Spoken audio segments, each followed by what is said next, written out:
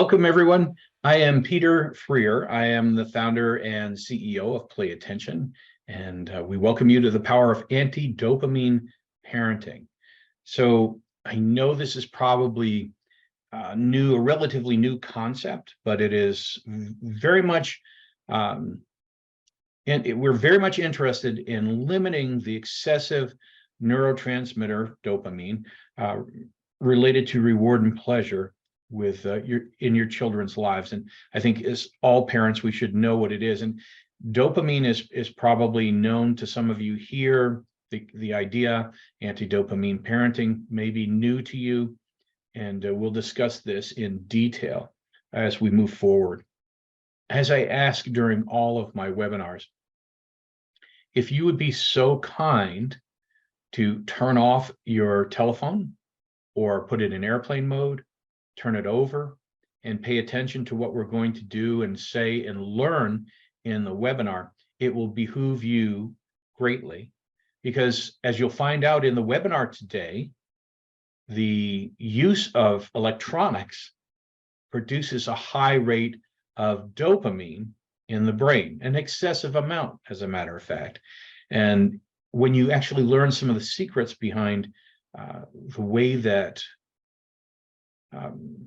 giant corporations, for instance, YouTube or TikTok, Facebook, Google, are using this, and they are using it, you may be a little bit concerned or alarmed. So we'll discuss that. But one of the major reasons I ask you to turn off your phone is so that we can enjoy and learn together. And that means reducing your need for that dopamine stimulation by using your phone. All right. So again, anti-dopamine parenting is a rather new concept that's gaining a lot of traction right now because we live in a very fast-paced, technologically driven society. And it really is essential when we're looking at parenting now to discuss and investigate alternative approaches to parenting that includes consideration of our children's well-being, of their emotional resilience. And by adopting this approach, essentially, we are helping children develop really well-balanced, well-regulated lives, well-regulated behaviors. So we'll explore the potential benefits of anti-dopamine parenting and how it will all positively impact your child's well-being. So in the webinar, we're going to discuss what is dopamine, the question, because some of you have no idea, although you've heard it. Some of you may be quite familiar. We'll find out what role dopamine plays in our bodies. How does the body use it? And what does dopamine how does it make someone feel happy? And again, we'll learn what it feels to be in a good state of dopamine and then an excessive state of dopamine, or a state of very low dopamine. And we want to see and understand the addiction to the connection to addiction and dopamine. And then, of course, at the end, what we'll do is discuss parenting strategies using low dopamine strategies, So while we're doing this, it's important to understand that all of us are here from different perspectives and different backgrounds. Some of us here are professionals and we understand what dopamine is and the role dopamine plays in the brain. So if we're a little bit behind you, please be patient with us as we explain it to those folks who are here that do not have that background. We first want to discuss exactly what is dopamine. So the brain is comprised of billions of neurons, and these neurons are nerve cells that are adjacent to each other, but they're not touching. So when we are experiencing neurotransmitters, they occur all the time in the brain. It's a very natural process. So the neurons have to talk to each other in the brain in order for us to function well. in order to go to work, in order to go to school, in order to have a webinar, and to be able to discuss and listen. That's all very natural. And dopamine is a neurotransmitter. In other words, when a cell talks to another cell, it shoots out a little electrochemical pulse of energy, and the electrochemical pulse is called a neurotransmitter. And it jumps that little cleft between the cells and talks to the cell next to it. And this is how our brain functions. We've known this for hundreds of years now at this point, or 100 years or so. So dopamine is unique in that it not only acts as a neurotransmitter talking to other cells, it also acts as a hormone. Thus, we call it a neurohormone because it takes on both roles. It takes on the role of being just a neurotransmitter, and it takes on the role of being a hormone. Now, as we probably are aware, maybe you're not aware, hormones regulate conditions on our body. Conditions like emotion regulation, that can be that's related to hormones. Our fight or flight instincts, that's related to hormones. So dopamine is quite unique in that it is a neurotransmitter, but it also acts as a hormone. So what role does it play in our brains and bodies? So it has, as you can see in this list, many roles in bodily functions. Right? So our movement relies on dopamine, memory, pleasurable reward, and motivation. It is part of an intense reward and motivation system in the brain. Behavior and cognition, attention, sleep, mood, learning. If you're pregnant, then it's also lactation. So it has a giant role as a neurotransmitter. What does it do to make us feel happy is a significant question. What is it, dopamine, how does it do that? How does it make us feel happy? Well, when we do something like play video games, we use social media, maybe we just are a marathon runner, we like to run, we get a dopamine rush. When we play video games, we get a dopamine rush. Using social media, we have a dopamine rush. It's rewarding. We get to check our video game play and have fun and respond and be totally engaged to it. And social media, maybe somebody's posted something I want to read. Maybe I post something. It's always ongoing. They produce excessive dopamine rushes. Now, as a feel-good neurotransmitter, it gives you the motivation to do something when you're feeling pleasure, right? When I'm having that ice cream cone, I want more of the ice cream cone because it feels so good. It tastes so good. It brings great satisfaction to me. And it's part of a reward system in the brain. And this is why junk food and sugar are so addictive. And right now, you're probably questioning a little bit about, well, we've had ice cream for years. So why is it such a big deal right now, right? Why is everybody taking a look at dopamine? Why is it so important? And this is one of the major things to understand in what we're talking about here. The dopamine reward system, from an evolutionary standpoint, is there to help us get rewarded when we do things that are going to help us survive. All right, this is from an evolutionary standpoint. So initially, it was there so that we would seek out food and get rewarded for eating that food. And then drinking, right? We would seek out water. And this is our primitive ancestors. And we would get rewarded for that from our own brain because it wants us to, absolutely requires us to do this for survival. So it is a survival mechanism. So it even will reward us when we're competing against other people to get our food or to get our water or to propagate, right? To procreate.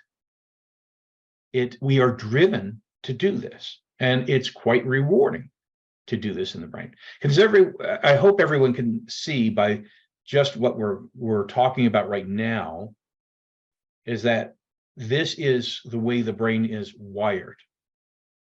And it has been wired like that from very early on to motivate us to do things that are going to help us survive. And it makes them pleasurable, right? When things are pleasurable, it's because the brain is producing and releasing a large amount of dopamine. Now, it's also that now that we live in a very different world where we have the abundance of junk food, right? Never before have we had the availability of eating foods that taste really good, that are probably terrible for us. In many cases, they are terrible for us, but we have an abundance of them. We have abundance. Check out the cereal aisle at the grocery store.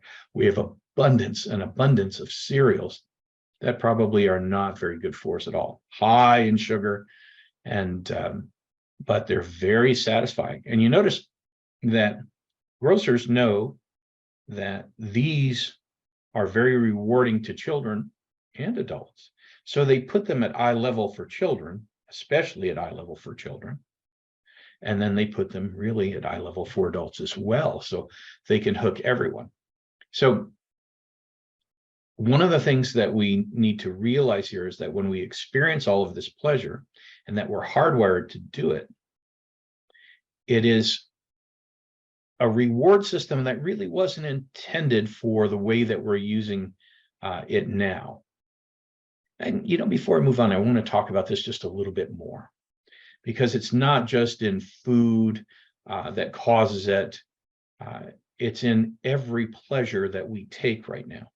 And believe it or not, and this is really important, now that you're really listening to what's going on, companies like YouTube, Facebook, TikTok, you just about name it at this point, that want your attention, the people who make your phone, they need your attention to make money.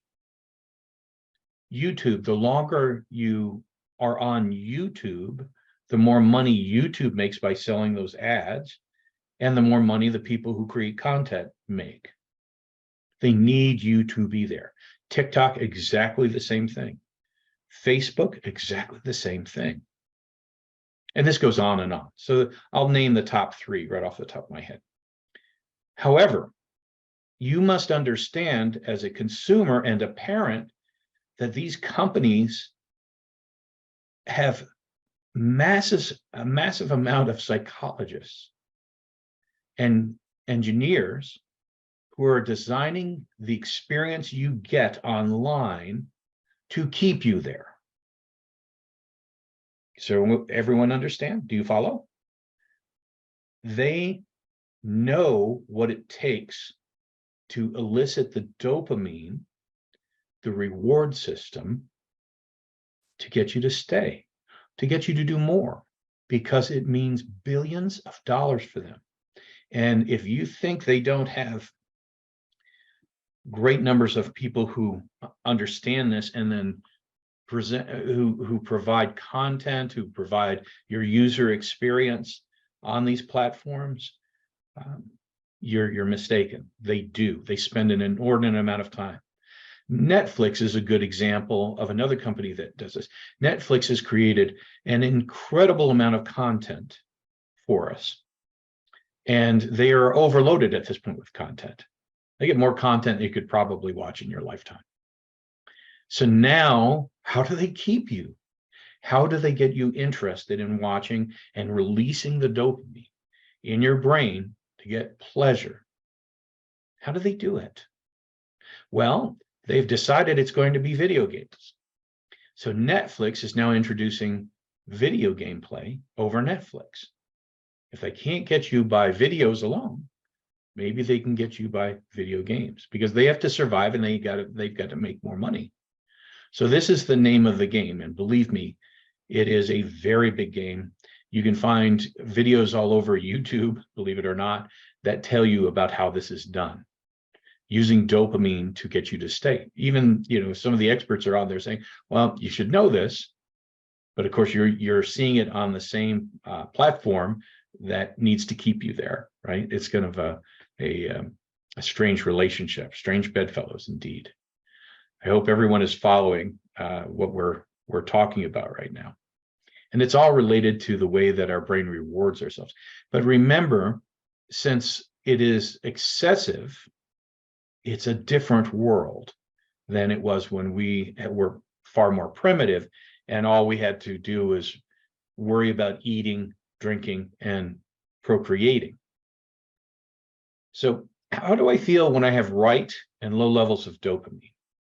Well, when my dopamine is at right balance, I feel happy, I feel motivated, I feel alert and focused. And that's a really good way to live. And this is natural.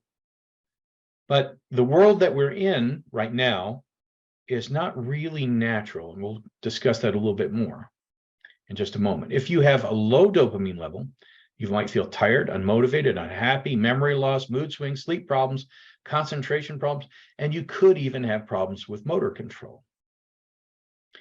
There is a great video on Michael J. Fox. Is anyone here familiar with Michael J. Fox? If you've watched Back to the Future or so many of his movies. Michael now has Parkinson's. And Michael got it at a very early age, which is really unusual. Typically, it will start in your 70s, mid-70s. He got it in his late 20s. And he is really suffering the damage. And it is a dopamine problem. Parkinson's means that his brain is not getting enough dopamine. And so he has to take medications that help stimulate dopamine production or provide a synthetic variation of it. So this is what he feels like if he doesn't have the right level of dopamine. He's tired all the time. He tries to be happy, and he does laugh off a lot of things, but the mood swings, the memory loss, the sleep problems, concentration problems, they're all there. Addiction and dopamine, and this is where we want to take the deep dive, right? So remember, dopamine is both a neurotransmitter. So these are depictions of brain cells here, and they release the dopamine into the synaptic cleft so they can talk to the neuron next to it. So it can bring on periods of great pleasure and motivation. If you know anyone who's a runner and they get that running, they call it the runner's high. That is a dopamine production while they're running. It's very satisfying to do it. But then they come off of that and they start to go into a little bit of a withdrawal. At first, though, they have great feelings of pleasure and motivation. And this is Dr. Anna Lipke who's written quite a bit on this subject. You can find Dr. Lipke in many places on the internet. And dopamine may be even more important for motivation than for actual pleasure. The motivation part is, will I do this again? So dopamine is so good at providing us pleasure and motivation that I can even do something that I know is not good for me and doesn't really feel that good. But dopamine makes me so motivated and pleasure to a certain extent that I'll do it again. Now, any of you that have binged on ice cream might know a form of this, right? You've eaten a carton of ice cream. You knew it was not a good idea.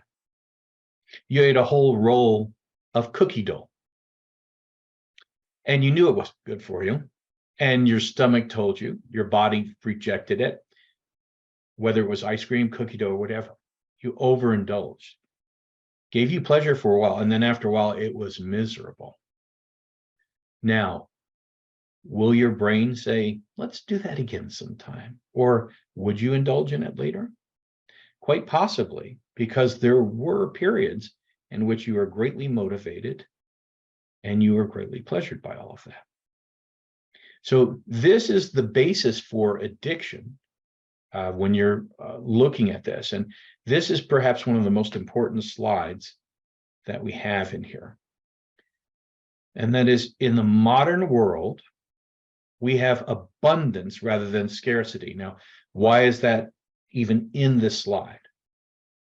So it's referring back to what I initially said regarding our ancestors, whose primary use of dopamine, the dopamine reward system, was in eating. Getting something to eat would bring me great pleasure because I need it to survive. Something to drink, great pleasure, motivation to do it because I need it to survive. And to procreate, to have babies, to make babies, great pleasure and delight in that process. And it still happens that way. But they lived in a world of scarcity, hunter-gatherers. We live in a world of abundance, of Pop-Tarts, of McDonald's, of Burger King. Right? We live in abundance of all these great things. An ice cream shop on every road. You know, every wine that you could possibly want to pick out, it's there. So Lemke also said that our brains weren't evolved for this fire hose of dopamine that we experience now. In other words, you know, there is no user manual, no user's manual for the brain. As we constantly navigate this ever-changing world, we really don't understand, and public education is responsible for this, we don't understand how to navigate quite well. I hope everyone's with me. We don't understand how to, things happen so fast, they change so rapidly. Things like understanding how our brain functions, really not taught at school. We get a little bit of understanding of the autonomic nervous system, the central nervous system, but we really don't understand how the brain works. And that's really one of the primary reasons you're here today. And of course, I've been in the field of neurotech for close to 30 years, working with everybody from NASA to NASCAR, nuclear power operators. And we deal with this on a regular basis. But it's important for you to understand this so that it helps you navigate this world a little bit and understand what it is that we're getting into and what you're up against. So right now, and let me get to this last statement that Dr. Lemke wrote. Almost every behavior has become drugified. Now, Lemke is referring to the fact that almost everything that we do, every commercial we see, everything we are trained to eat and we enjoy eating, everything that we're drinking, the pleasure we have with our significant others, it's all become drugified.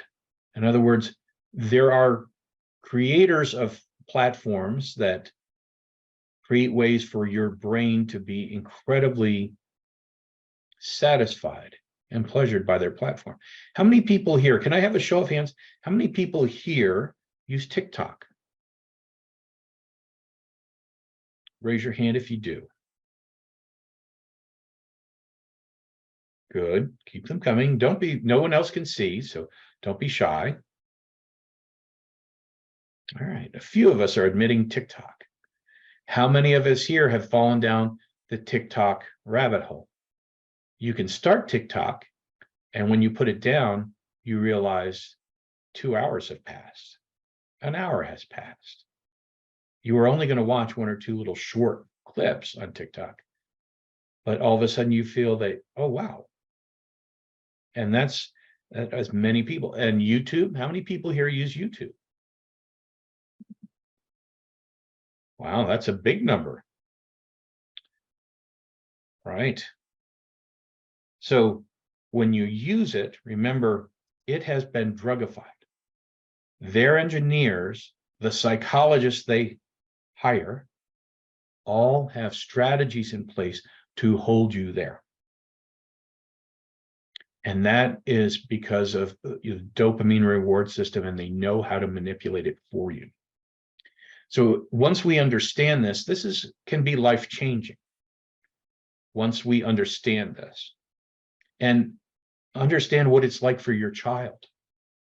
You are parenting now a child who is bombarded by a world in which they think there is a humongous party going on and they're looking for it. They think that this, out in Hollywood or in California or some secret location, people are living quite differently from them. My mom and dad are boring. I live a boring life. These people are doing all these great things. They have the YouTube influencers, which is a riot to me, but they make a lot of money and they help propagate this concept that life can be drugified. You are experiencing a fire hose of dopamine. And how do I regulate this? How do I keep my child from not thinking so strangely about the world, that there's so much going on that they can't fathom, and that their brains are seeking out because of the way that they are marketed? Their brains are seeking this. And so this is really important. I am glad you're here because this is perhaps one of the most important webinars I think I've ever participated in. So you can parent using low dopamine strategies. And I think this is probably something really significant. I understand the genie is out of the bottle. I understand that, a lot of this is related to screen time. A lot of it is related to how much video game playing I'm doing as a child. And it can be quite painful to try to alter that as parents. Initially, it's going to be painful because this is now as addicting as, I would say it would rank right up there close to a drug addiction. I would rank it right up there. Video game addiction, right up there. To try to stop, you'll hit the same obstacles you hit with drug addiction. And these are addictions: food addictions, social, being on a social platform, right? That trying to remove all that is very painful for the person that's doing it. And because it is highly addicting, and they have engineered it to be highly addicting. So the genie is out of the bottle. How do we do this? What are the strategies we can employ? The first one is limiting screen time. This is an incredibly important statement. Digital world bombards young minds with a constant stream of instant gratification, hindering their ability to delay gratification and cope with frustration.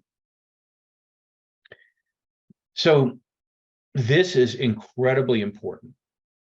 Whether you know it or not, if your child does have a cell phone right now and you're not monitoring it carefully, they're probably going to bed with that cell phone in hand, and they're probably chatting with their friends all the way up to the time they fall asleep. This is their life. Now, that can be very, very satisfying. On the other hand, it can be horrifying in some cases where you have bullies on social platforms, social media. That can be horrifying and dangerous. But just the gratification, it is very similar to what is called in psychology a variable ratio. Anyone here familiar with the term variable ratio is in psychology? Good. A few of us are. So variable ratio occurs frequently in our lives, but basically the easiest way to tell you what it is when you're gambling. So let's say that you go and you're playing blackjack. Hopefully everyone here knows about blackjack a little bit. You have to hit 21, and sometimes you win, sometimes you don't. but the jackpots are real. And so you'll play a hand, you don't win. You play the next hand and you win big. And then you go, oh gosh, I'll bet a little bit more. I'm on a streak. And you bet and you do win, and you win even more. But the next hand you lose. So there's this strange ratio going on. Sometimes I'm winning, sometimes I'm losing. But the odds of me winning again, I'm always thinking, well, geez, this hand I just had 2 wins. Probably will lose, but I'll play it anyway. Or I'm on a streak. I've had 2 hands. I'll play again. I'll win this time, and it'll be even bigger. And this variable ratio is all, it is releasing large quantities of dopamine in the brain, and it is hugely addicting. Anyone here have a friend, relative, or is personally addicted to gambling? Anybody know about that? Because gambling is a huge addiction. It's as addicting as video game play, social media, and so forth. And the kids are also bombarded with the fact that there's this whole different world going on than what they're experiencing, so that they could become part of it. So if you can reduce screen time, you can encourage your children to be more active, get outside the house, put the screen down, meet with your friends, ride bikes, get together and ride bikes and play games together. So it's going to foster a much happier, healthier life for your child. Not only because they're physically active, because they can become socially more interactive. Instead of texting, they're actually interacting, solving problems with their friends, making decisions on how to work together to do an activity. I live in a community where there are many houses, but when we drive through, we seldom see any children outside playing at all anymore. And that's because they're inside on their computers, on their cell phones, watching TV, on their tablets. Much different world. Encouraging real life connections. So just a game night with mom and dad once or twice a week. Any games that the kids like, where we can talk, have fun, bond, so we feel like we do belong. We're part of something larger, a family. We're part of it. But if you go to dinner now, let's say we eat out at a restaurant, and you look at families, and I've noticed this countless times, and it really is, rather discouraging to watch. But I watch a whole family sit around the table at a restaurant, and every one of them has a cell phone in their hand. No one's talking. No one is interacting. No one's engaging in face-to-face interactions. What's more important is being on the screen. So this is really important to understanding each other. And that's what emotional intelligence is. That is really what you engender by doing this, by prioritizing face-to-face interactions. When we are,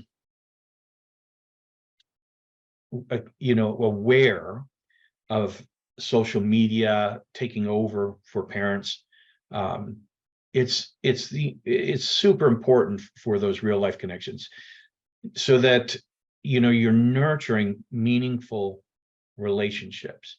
Now, when we're nurturing meaningful relationships with our children, that emotional intelligence that we just discussed is being developed.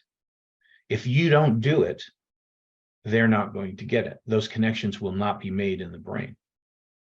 So one other way to do that is also promoting mindfulness and self-reflection, just practicing deep breathing exercises, meditation, mindfulness together, and then placing down their self-reflection in a journal so that they learn journaling. I mean, it's so super important to allow them to develop aspects of their lives that they had not tapped into before. And then to be able to reflect on them when they get older is an amazing thing. Even if you're just having a simple conversation over breakfast that's meaningful, what do you think about this? What would you do if that happened to you? It brings great meaning to your child. I used to do this when I was a teacher. I started as a classroom teacher, and I would do this with my students. We would talk about what is good, what is evil, what would you do in this case? What would you do in that case? So we were giving them the opportunity to understand their value system and what it means to understand another person's perspective. And my students would look at me, and this is only 5th grade and 6th grade, students would look at me and say, why doesn't anyone else teach this? And I said, I think we've all moved away from it quite a bit because we're more interested in ourselves than in really, saying we're all individuals rather than being in a community and having good relationships. So the fact that you can sit down and do this builds that stronger sense of relaxation, but being able to be empathetic and have engender or develop emotional intelligence on top of it. Emotional regulation is huge, and many of you here probably, if you have an ADHD child at home, or even a non-ADHD child who's very involved in social media and gameplay and that kind of thing, have trouble with emotional regulation, being able, at times they hit tantrums, at times they will cry over something that doesn't seem very to warrant that kind of emotional response. Emotional regulation is a large problem for children anymore, due to the bombardment that they're receiving through social media, video gameplay, and all the rest of it.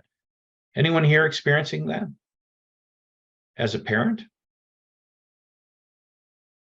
Oh, wow, that's a lot of us. Yeah. So how do we develop, the ability to practice these things, to have emotional regulation? If you do practice this, right, to encourage them to be self-reflective, engage in meaningful conversations, to understand what their emotions are and how to respond appropriately with them.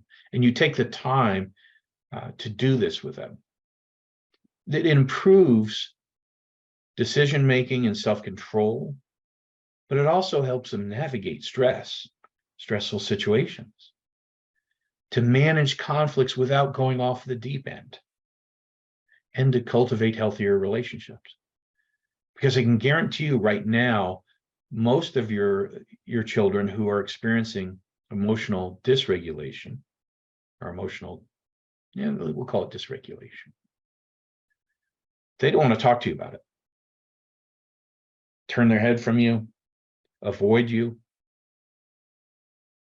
And this is not how they're ever going to be able to manage a conflict, especially if it's an internal conflict. So helping them developing and taking the time and great deal of patience, because this can be really difficult if you're not familiar with it, to teach this to a child on how to do it. It really takes some time as a parent to do. This is one of my favorite, promoting outdoor play. All right, outdoor activity. So unstructured play. You notice now that if kids play together, it's almost inevitably at a structured event. In other words, they play together, but only when they're on soccer practice.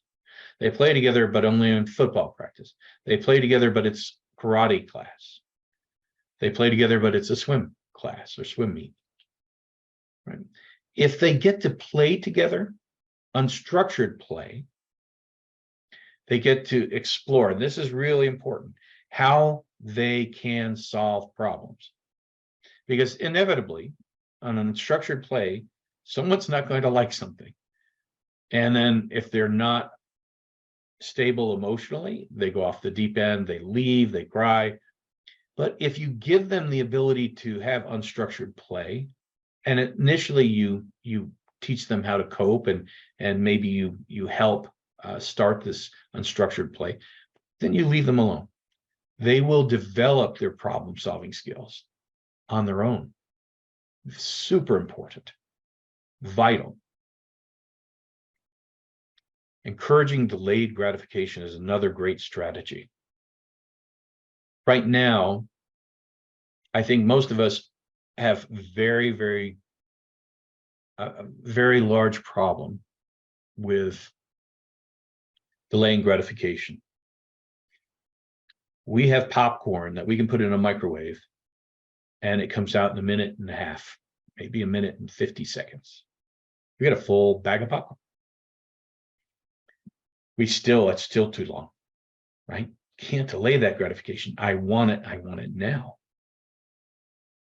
Your children are the same way. They know now that they can get immediate gratification. If I want something that I want to see on YouTube, I'll look it up. Within seconds, I'm on it. If I want to see something now that really appeals to me, I'll go on Netflix. I can watch the video now. It's immediate. It's fast serve. It's just like getting ice cream. I go to the ice cream shop, 100 flavors, get what I want. Immediate gratification. There's been a great deal of research on gratification, immediate gratification as opposed to delayed gratification. How many people here have seen the marshmallow experiment? Can you raise your hand if you've seen the marshmallow experiment? A few of us, very few. Interesting. All right, so the marshmallow experiment tells us a lot about gratification.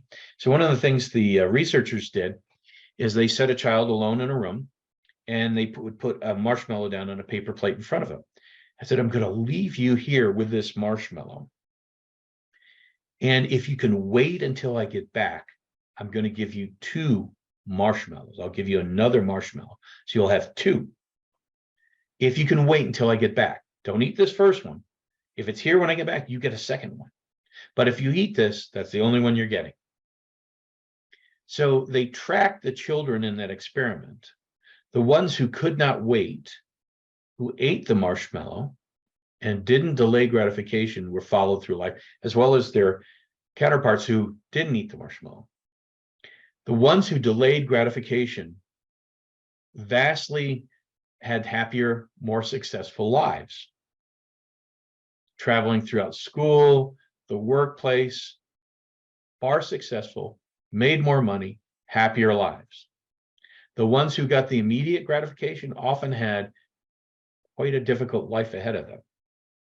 Addiction, not able to have successful relationships.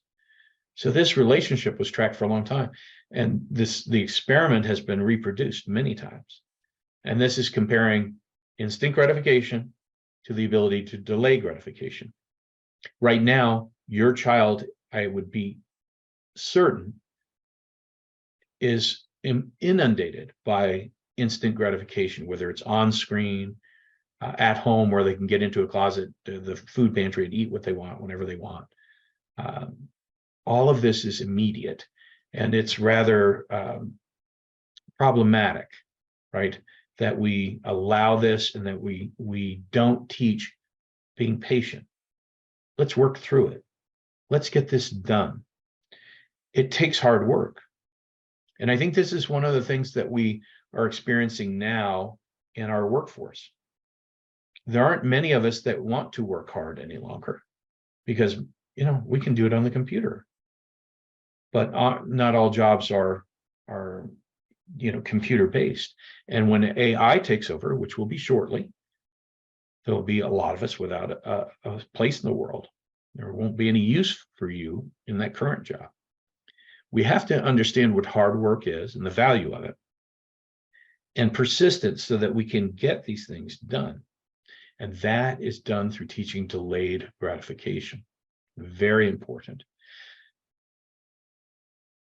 Realistic expectations. Cultivating realistic expectations.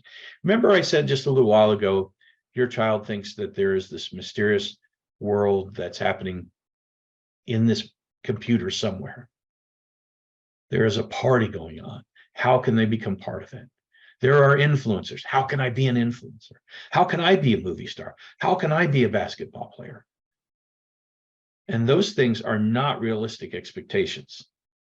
You know, when you become a professional athlete, you are at 0.01% of the population. There are very, very few people that make that cut. And this is very important. If you foster and set really good, realistic expectations, you're then focusing on the effort rather than the outcomes. So you're allowed to fail. And the failure actually allows them to learn, right? We've taken on strategies as parents now where everybody's a winner. Well, if everybody's a winner, we don't learn. I just show up. I'm a winner. I don't learn, because we do learn an extremely good amount through our failures. But if we present success all the time just by showing up, then they cannot live a happy life. It's very difficult. You will have them in your house in their 40s and they'll still be living with you. They can't figure out the world. By setting achievable, reasonable goals and having reasonable expectations, you're offering an appropriate reward system that doesn't flood them with dopamine, and it fosters that sense of accomplishment, right? You're fostering that in the child, and then you're teaching them the value of patience and persistence and hard work, focusing on the effort rather than the outcome. So one of the things that you may not have heard about, this is almost brand new, just a few weeks old. It's called Osprey. Old school parents raising engaged youth. Now, this is not me. I have nothing to do with it. It's actually a group of parents, and it was developed by Aaron, and I can't remember their last names. Very simple folks. I think they're from the Deep South, and they have a television show. Aaron is a best-selling author. Does anyone here watch HGTV, where you see all kinds of home shows and home renovation? And I love that stuff. Anyway, they are, I think the show is like Old Town or something like that. And they renovate and help small towns keep their buildings up, renovate small homes, make people happy. It's a wonderful couple. He's a fantastic carpenter and a problem solver, and she has a great sense of design. And she's also a best-selling author, as I mentioned. So what they're saying is, why don't we limit the time that they're on these screens? And they compare it to not giving your child a Maserati or a Mercedes-Benz before they even have a driver's license. Why aren't we just being sensible, and they don't need a phone when they're 3 or 4? They need to be outside playing. Now, I know this can be difficult to understand in today's world. One of the things that they do have on their site, ospreykidsorg, when you look at some of the folks who are among these large companies like Google and Facebook, and you look at where they're putting their kids, you'll find that many of them are putting their kids into schools that don't use computers, that make the kids work to find out things. You'll see that on their website, which is rather interesting, isn't it? When the people who are holding the strings for the puppet are saying, I'm not putting my kid through that. Should take a look at it. It's quite interesting to me. And it's a great idea. Its time has come. Another way that we can improve our ability as parents to promote just normal dopamine rather than the flood is to improve their executive function. That means helping them emotionally regulate, mental flexibility, being able to change and not get stuck when my schedule changes, not get all out, bent out of shape. Self-monitoring, self-reflection. We talked about journaling, starting tasks and finishing them, task initiation, organization and prioritizing, something you can learn when you're doing unstructured playing with other children. Inhibitory control, delayed gratification, essentially. Yeah. Working memory, attention, those kinds of things. And that's executive function. Helping them improve that vastly helps them understand the work in the world. That's why I developed Play Attention, by the way. Play Attention is all about developing executive function and being able to work in this world, control, self-regulate, and be in charge of your own brain instead of being manipulated by someone else. And Play Attention, it's used globally in 10 different languages. If you're interested in seeing Play Attention and understanding its role and developing executive function, then please attend next week's webinar. So if you'd like to attend next week's webinar, you can register. Just put in, we'll register you. Just type in webinar, and someone will be in touch and help you get registered. If you'd like to see Play Attention, we can give you a one-on-one demo as well. Just put in demo, type in demo. And if you want to register for assessments, we use a couple of different ones that'll help you understand where you are or where your child is along the path of attention or in executive function. We can help you with that. You can just type in assessment and someone will contact you about that as well.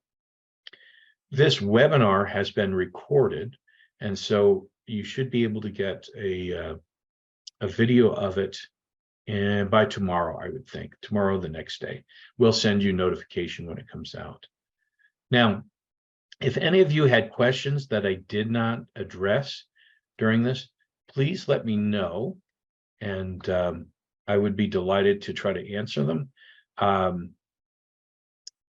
Bruce said gardening vegetables the kids had grown has been great for the kids. That's a brilliant idea. This time of year, so good to have a garden and have them understand and experience what growing in nature means and how to do it, how to promote it. And it creates this great bond between the parents and the children. That's a great idea, Bruce. Really good. Someone said, maybe, I think this is in relationship to variable ratio. Maybe this is what makes fishing so interesting. That's the good version of variable ratio. Peter explained the bad side, but fishing is the fun side. And I fish, I love to fish. It's variable ratio. Sometimes you get a tug on that line and you get nothing out. The next time you get a big fish. And then 3 more casts, you get nothing. That's variable ratio. That's a great way to do it, because when I have to do it, I have to have a great deal of patience, and there is in no way immediate gratification. That was really, really good as well. That was Shaw that said that.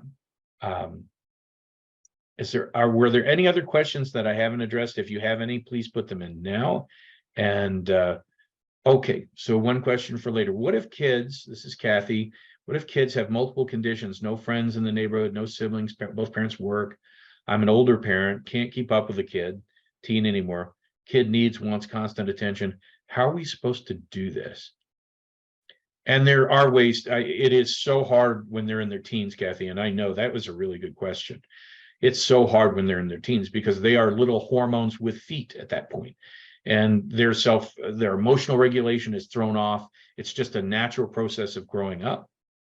But I think realistically, if you want to talk to one of our specialists, we'll be happy to help you address this, because it's hard when you've got 2 working parents, you don't have a lot of time, but yet you have a child that has needs, that really does. And that is one of the most vital times in their life that they need help. So please, call in, talk to, or just type us a note now saying, hey, I'd like to talk to somebody about this, because it is what you mentioned is very, very important. Shaw said, I'd love my 14 to go and play with her friends. Our reality right now is when she does that, she's actually exposed to even more screen time when it's just our family. How do we diversify our youth's friends? That's a good question. Again, when you get into particulars like this, it's a little bit more difficult. But one of the things that you have to do, and before you talk about her friends to her, you have to teach her the values that you really, really want to instill. You have to show them yourselves. When you do that, and she understands what your expectations are, she will help meet those expectations. It won't be perfect, but she'll meet you at least halfway so that you have a much more confident feeling about her not being influenced. You have to lay that foundation for that house. Really good question. She can check local library community centers often provide social activities for face-to-face time. Very good. That was, I think that was Vanessa. And Kathleen said, I have echo Kathy's question about being an older parent of a teenage boy, not having family here and having 2 working parents. Yeah, call in and find out what we can do and talk to you about. But remember, no matter how little time that you have, make it quality time. And this is to everyone who's saying, I only have a limited time. It's really important that when you make time, it's not just throwing dinner on the table and then having a chat. It's having face-to-face time. And I'm going to talk to you just a second about this. When you love someone, it means giving them your attention, observing, and not just partial attention. And not that it's perfunctory, just done because it's got to be done. Showing love means that you actually give them full attention. That's hard. I mean, life is chaos, isn't it? It's tough. But if that is your priority and they understand that, you're going to have a much deeper relationship with them and they will do the right thing. I'll give you an example. A good friend of mine was a physician in town. He was my physician, and I was teaching his children at school. I also taught them martial arts. And they were upset about one child's rebellion, their little girl. So when it got to be too much, this was a small town, they were afraid she was going to get into problems. They sent her off to a boarding school. And at times she would leave the boarding school and get herself, she didn't get into any trouble. She would just do things that they didn't find acceptable. And so her father, the doctor, called me and said, can we have a chat? You know? So I came out and I sat in his car after I finished martial arts class.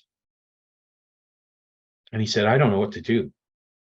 She's leaving the boarding school at times. She's going out. I know she's smoking things. I know she's doing this.